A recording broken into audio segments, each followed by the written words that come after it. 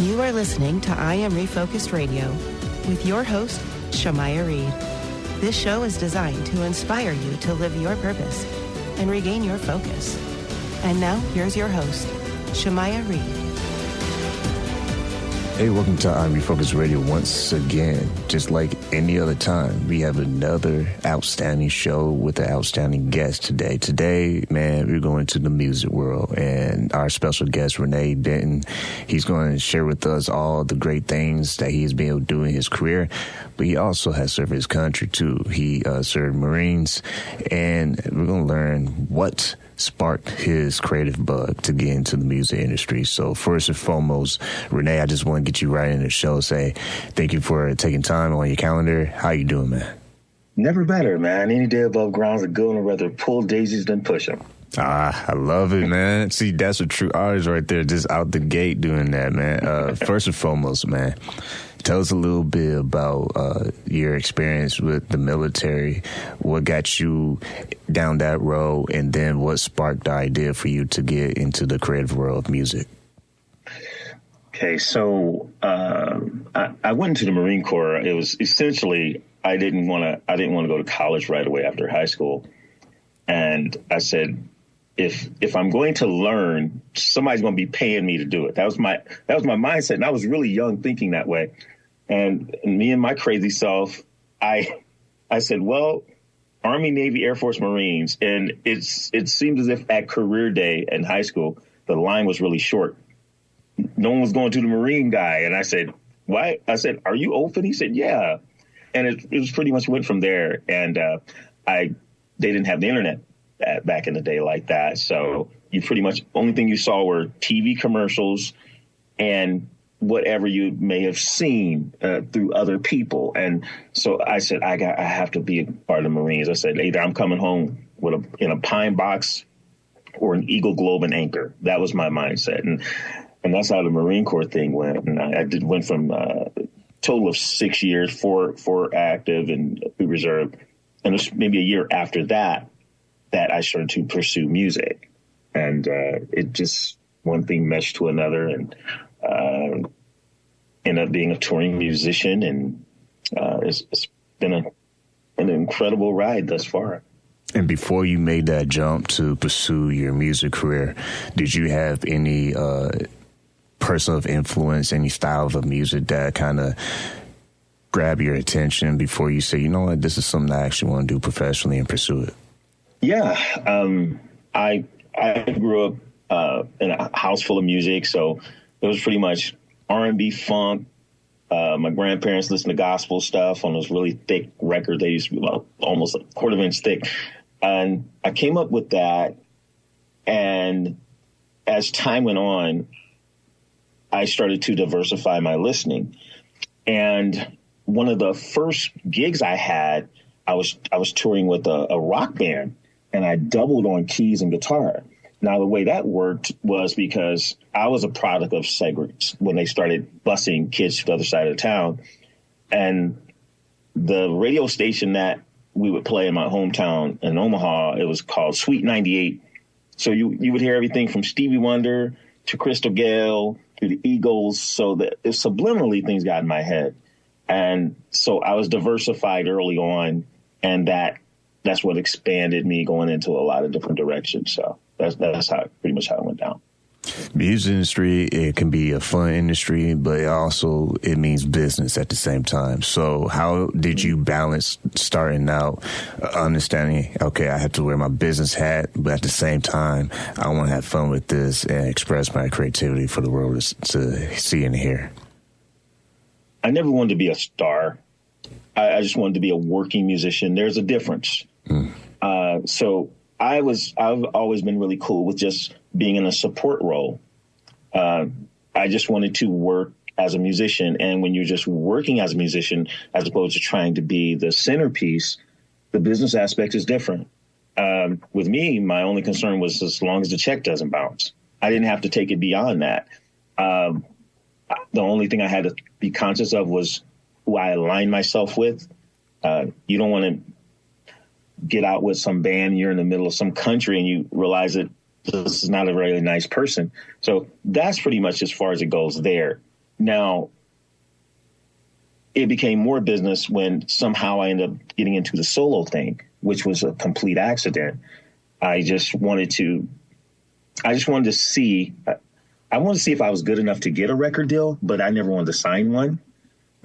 Because when you take away the internet and instant likes and all that stuff, there was no way to know. And the only way you knew was you had to send something to a record company. You had to wait to hear from them, and they send your stuff back to you or something like that. So that's what it was for me. And that's when I started learning about record contracts. They're always very thick in nature. Even if they're digital, it's a lot of pages. And I immediately sought out somebody legal to make it make sense to me, to kind of compile it. And that's one of the reasons why I never exclusively signed to anyone. And I just ended up going my own route. Not that it's bad to sign with people, but for me, the terms and conditions weren't something I wanted to be locked into long term. Once again, listen on Refocus Radio, talking to our guest today, Rene Benton. Go to his website, renebenton.net. Let's talk about when you release your first project. Tell us a little bit about that process. What was the style of music and what was the title of that project? Okay. So the first thing that I recorded but did not release until later on, it was Expressions. That was around 96. At the time, the music that I grew up loving, which was funk and R&B and all that, it had transitioned. I'm a guitar player, and there was no more guitar in the music. As you remember, or maybe you don't, I don't know, but the New Jack era came around. It was just heavy keyboards and drum machines. That was it. And if you happen to be fortunate enough to align with somebody that was performing live, there might be a guitar there, it might not. And so I always doubled on keys, but I realized I'm a guitar player, and how am I going to do this guitar thing? And I just went back to my childhood, and I just started reminiscing a bit. And so my first record was a statement piece. It was pretty much metal. It was a metal record. I skipped over the rock thing, went straight metal. I didn't know it was going to sound that way until I started recording. In my head, it sounded different than in reality. And so when it was compiled, I said, wow, I'm way on the other side of the fence here without doing it. But that garnered a lot of attention, and that's what really helped me to go forward. I got the stamps of approval from record companies at the time. Excuse me, I meant to say early 90s when I got my first stamp of approval. And then when I put it all together, it was about 96, so about a 4-year period there. And it was metal. It was a straight up rock / metal record, uncompromising, and it went from there. When you look at your creative process, everyone's is different. Everyone's is unique. For you as a artist, what do you try to do when you're exploring ideas and trying to format a song, and also just seeing where it can possibly land? The number one thing is stop listening to other music. Shut off all radio. Shut off everything. Only listen to yourself. Because you have enough outside influence already floating around in your head as an artist. You don't need to keep adding stuff. That's the number one thing. Number two is don't press ideas. Don't feel pressure to write a certain way. So I would say I go in with a sense of freedom and a sense of just not being afraid to experiment with different sounds, different rhythms and things of that nature. I just go in free. I don't go in with a formula per se. I try and avoid that. When you are building your brand as an artist, do you pay attention to like the style of like the colors that you gravitate towards, or just the structure of how you present yourself online? How do you go about representing yourself as an artist so that when people see you, they're like, "Oh yeah, okay, let me go ahead and check this out"? Yeah, I came from. I'm kind of come from the old school of you should sound good but look better. If that makes any sense. Sound good but look better. Because if you're having a really bad night musically, at least they can look up and go, hey, at least he looks cool. Yeah. So I think that's very important. Appearance is very important. Especially in this digital age, I think your appearance can be very important. And people, they will say, well, appearance is very subjective. I don't think it is. I think that we've made it subjective, but I don't think it is. I think there's still a certain presentation that you have to put out there if you're an artist and you're up front. Yeah. People want to see something that they're not. Yeah. All the time. It could be this big, it could be this big. So this packaging is important for sure. When you are building momentum, you're doing all these interviews, you're getting yourself on these different platforms, what does that formula look like? Because someone who might be new to industry, and they may not understand how that works. When it comes to handling media and just, like you kind of said moments ago, presenting yourself in a certain package, how do you get yourself these opportunities to present themselves as you are not just wearing the business hat, but you're also representing yourself as an artist out there? If you are putting yourself out there into the universe, as they say, make sure that you're interesting. Make sure you have some form of a storyline. What separates you from the next guy? What's your storyline? No one wants to hear things that they could do. They want to hear at least one or two things that makes them jump back and say, whoa, he really did that. When reaching out to wonderful people such as yourself, of course, a lot of people are helping me to reach you. Very thankful for that. But one of the first things you notice is that I was in the Marine Corps. That's a storyline. Yeah. Out of all the branches in the world, why the Marines? Right? So that builds a storyline. And how, like you were saying, how you transition from going to the Marine Corps to the industry. There's storylines in there. So the biggest thing is make sure you have a storyline, not a contrived one, but a real storyline. You have to build on that. That's the biggest thing for me. Make sure you have a storyline to build upon. And if you don't have a storyline, you make one. That's pretty much it. Yeah, because when I went to your website, renebenton.net, I'm like, wow, like presentation, this guy is actually like putting something together. Because sometimes people slap stuff together and you can see from a distance, like, I don't know if they're serious about this. But you're taking it very serious. So were there anything like in the military life that you kind of held on to, some of the values, like some of the structure maybe that you found useful that you kept with you with your creative world? Absolutely. There's a difference between discipline and self-discipline. I define self-discipline as doing something you definitely don't have to do, but doing it as if your life depends upon it. Mm-hmm.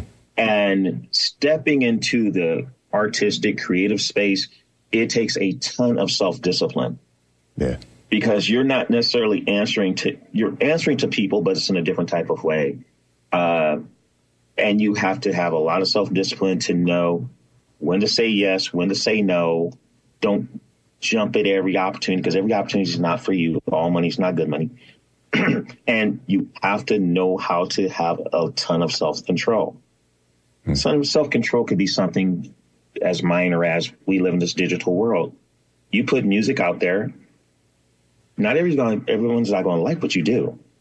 And if someone expresses that they don't like what you do, you can't launch into them like a Scud missile. You have to have enough self-discipline to accept what people say. Yeah. And a lot of folks are, as you well know, they're not ready for that. Yeah. They're in the assumption that everyone's going to like what they put out there. I am definitely not that guy. I'm expecting the bad stuff first, and then maybe a couple people will dig me. But that's probably that self-discipline thing of controlling your thumbs and not typing is a big part of it. I'm using that as an example because it's very tangible, but there's other areas as well. So dragging that from the military side of things, just keeping that self-discipline, just doing stuff when you don't feel like doing it, not letting your emotions control you, but yet be passionate. That's another trait of Marine Corps. And that really plays a huge role in where I'm at right now. Listen, I'm Refocus Radio talking to our guest today, Rene Benton. Go to his website, renebenton.net. Let's go in on that even further, because when you are in the industry, you can tell those who are seasoned, they are really going all in with their craft and their professionalism. When it comes to the younger ones that are trying to get in the industry, what are some of the basic fundamental building blocks that they can do to position themselves to have a long-term career versus someone who kind of off and on does music versus someone who actually takes it seriously and remains that student with action? One of the biggest things, especially younger generation today, don't be obsessed with fame. Don't be obsessed with notoriety. I'm not saying don't get noticed, but don't be obsessed with it. And I notice a lot of younger people today, they live and die through likes. Yeah. And it'll upset their whole day. And that's not it, because there comes a time where the computer is unplugged and you've got to be on a stage somewhere. So if you can't handle something in the digital realm, how are you going to handle it? That's good. When someone's booing you right in front of your face and you've got to keep going, how are you going to navigate through that? So first thing, develop some elephant skin if you're going to be part of the industry, music industry especially. Develop the elephant skin early on. And understand that trends are trends. Don't firmly attach yourself to a trend, but at least know of a trend. Don't be ignorant. And when all else fails, the love for your art and craft should be there.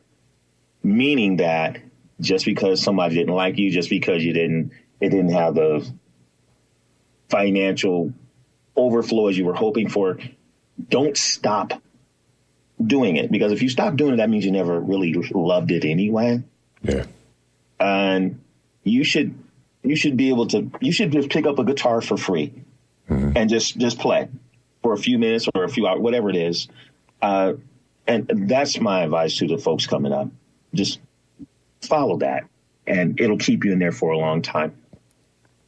As we discussed prior, you have been able to place your stamp in the industry and have a successful career on your terms. And I like that, because I like how you emphasize that at the end of the day, it's not about how famous you are. It's really more so how effective are you as an artist with your platform. Because to your point, if you're worried about likes, but you can't take a boo in real life, well, then, you might want to reconsider your career. But when you had your experience being at different venues and working with different artists and different musicians, I remember you said in the earlier interview, starting as a musician first mindset versus like being the center focus.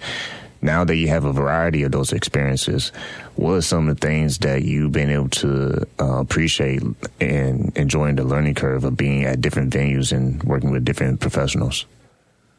Working with different professionals, the leadership aspect of things,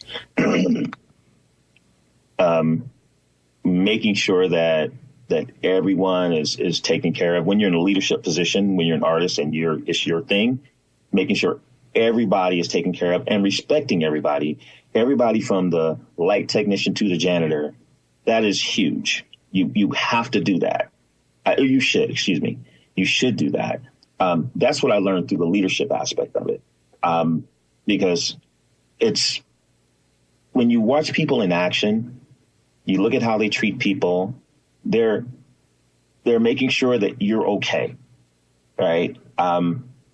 I'm not going to mention any names, okay? But I was on a flight I was going from London to Phoenix. I got done doing something there, and it was a rapper. He wasn't as well known then as he is now. He had to have at least 12 people with him. I didn't know who he was. It was someone in this band I was with that pointed out who he was. I didn't know who he was. I found out later who he was. But one of the things that impressed me was his whole crew. He had all of them in first class. I know because I wasn't. I had to walk by him. I was in coach. So, right. But that's how I know everybody was with him. At least 12 people, all in first class, British Airways, which was very nice. Conversely, I was flying from Phoenix to Miami, and there was a reality star, very well known, had to have about 5 or 10 people with her. She was in first class, and they were back in coach with me and my guitars stuffed up there. So that's the type of stuff I'm talking about. I saw the contrast in real time, and I said, well, I'd much rather be like this other gentleman than this woman here. Yeah. Those types of things matters because people will always work with you if you treat them well. Mm. If you don't treat them right, you'll always have to assemble a new crew around you. You'll always have to get a new publicist, a new bass player, a new drummer, a new photographer. You'll always have to do that. Wow. That's a great point because I think that's very true. You can do a lot of chasing for opportunities versus opportunities kind of just flow your way. And I know that on a personal level, when you stop trying to be that famous person or be like so-and-so who does it this way, and you just focus in like what you just said, how do I help other people get their win? How am I helping them make progress? Because it doesn't matter the level of the job. Because at the end of the day, that could be the very person that connects you to the job or to the next opportunity. Touch on that because when you are seeing these new opportunities come your way, isn't that part of the equation that you also have helped people along the way? Oh, yeah. Big thing there. I mention it just because it's relevant. Not because I'm trying to say, look at me. But to date, I've toured 42 states and over 70 countries. That's a lot. That's a lot to deal with. And the only reason it came 2 ways, because I've always been consistent in my attitude and work ethic. So people are willing to hire me. And then I pull other people up and I present them with opportunities so they can experience some of the things I've experienced. But so my recommendation, if I say, hey, this is a cool person, you want to work with them, and that keeps that whole cycle going. You have to lift each other up and build one opportunity on top of the other. Conversely, if you're one of those type of folks that shows up late all the time, if you don't make your flights all the time, if you don't keep your passport updated, people aren't going to really want to work with you all that much. And that affects who you recommend as well. So big on that whole thing. And there's no such thing as being early. It's just being on time or being late. And a lot of folks don't view it that way, but I do. Because I just want people to know, hey, I mean what I say and say what I mean. But that's essentially it. Just be a professional. And being a professional means being prompt. It means presenting yourself in all times. When you leave a country, you become an ambassador for your country. You have to view yourself as an ambassador. And I know and you do too, through looking at the news, everyone does not have that attitude. Yeah. They don't view themselves as ambassadors for the United States, which is where we're from. I view myself as an ambassador, so I always have to present myself in a manner. And I read stories all the time about various people leaving the United States and they get in trouble. And I say to myself, well, I've been in and out of that country several times. I've never had any issues at all.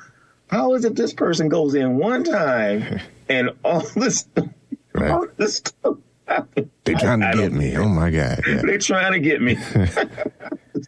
That's true.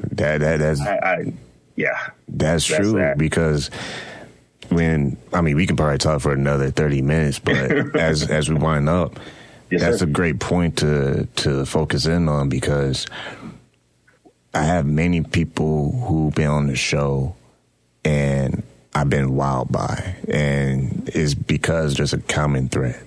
And that common thread is that, one, they care about what they're doing. And that kind of makes sense why they have this massive success in their life. And two, this regular old guy talking to all these big celebrities, like you included, being successful in your career, is humbling to be able to have the opportunity just to have these type of discussions. Because I have to sit back and say, wow, like I got to have this kind of conversation. And if it was someone else, it could have been an easy, massive invoice for a master class. And I got to conduct the interview for free and get the secrets and the blueprints of success. You see what I'm saying? Like, people don't understand that. Like, the power of communication and how you're able to learn from someone else's perspective, someone else's lens. I never take that for granted, man, because it's wild. I tell it all the time. Like, I'm just a regular guy on the microphone. I'm not just saying that just to say I'm a regular guy, but I'm just saying, like, that's how we all start. We start as an amateur, and then we perfect our craft. And depending how your trajectory goes, it really relies on what you're doing in the moment. Do you let the moment slip away, or do you capture that moment and keep building momentum? So there's only two things you're doing. You're building momentum, or you're allowing it to collapse and you're missing it. And then it's like spoiled milk. You can't get it back, because once that time is gone, that magical time moment in history is gone. In interviews like this, we get to capture it, and then boom, it's forever recorded. It's like, that's what this is about. Because when someone listens to this and then they start chasing their dream, they change their direction, they take your secret nuggets and they start formulating what they're going to do to get themselves ahead. That's why we do this show. I didn't mean to go on a little ramble, but... No, you're fine. You're fine. That is the power of living in your moment. So as we close, talk to the audience, someone who is a creator themselves, and they might be frustrated because they're like, you know what? If I'm honest, I'm kind of off and on in the whole music game. But after listening to Rene, I want to get back into this. What would you say for them, in order for them to sustain their success in the future, what they need to do with their foundation? History repeats itself, but opportunities don't. Yeah. You're only going to get so many opportunities at making a go at this thing, whatever that thing is for you, especially on the artsy side. Might not be an expiration date on it, but opportunities can come and go. Don't miss out on your opportunity because of attitude or because feeling that you're not prepared for something. I write songs beyond my skill level all the time, and I have to play up to them. People generally, they write at their skill level. I always go one notch above, and I always have to push myself a little bit. That's keeping you out of your own comfort zone. It's cool when you have a formula that works, but push your formula and just take that opportunity. Don't be afraid to be different. A lot of people are afraid to be different. We say walk a straight line, put on cricket shoes. Don't be afraid. Just don't be afraid to push envelopes. That's usually when you're just getting started. That's where the good stuff starts, when you start to push those envelopes. And by all means, not to sound so cliche, but don't give up. if you know you have something and the world needs to see it or hear it, don't give up, because there's going to be a whole bunch of stuff thrown at you. I have things thrown at me as we speak right now, but I don't give up and I don't give in. And you have to have that undying spirit of just not stopping. You have to be relentless with this whole thing. That's the only thing I can tell. Just you have to be relentless. You can't stop. You can't stop, because the moment you stop is the moment that something else could have happened. Yeah. That's it. Well, once again, been listening to Refocus Radio and talking to our guest, Rene Benton. Go to his website, renebenton.net. Before we officially sign off, is there recent or ongoing future projects that you want our audience to learn about, and how can they follow you on social media? Yeah. Okay. I'm on the usual plats, as they say, Insta, Facebook. I'm not TikToking just yet, but there. Website. Thanks for recommending the website. That's being reconstructed as we speak right now, but it's still up. And of course, this new record coming out, To Live in Omaha, Live in Omaha. It's going to be an interesting thing. The album artwork has been gaining some attention. I'll let you check that in a second if you haven't already. I'm working with an artist outside of myself, an R&B singer by the name of Abram Moore. He's got something coming out here soon. We've been working on it for a little while now. It's more along the lines of traditional yet modern R&B. So that's the thing I'm working on. But right now, the focus is just not selfishly, but it's kind of just been on me, just trying to deal with my stuff and manage that. So that's it. Awesome, man. Well, once again, listening to this or watching this on YouTube with us, go to his website, renebenton.net. Follow him on his social media, because we might have him on in the future again. He has another project or whatever he has, updates and news. Once again, man, like always, I want to say to you, Rene, thank you for your time. Thank you. Take care, brother.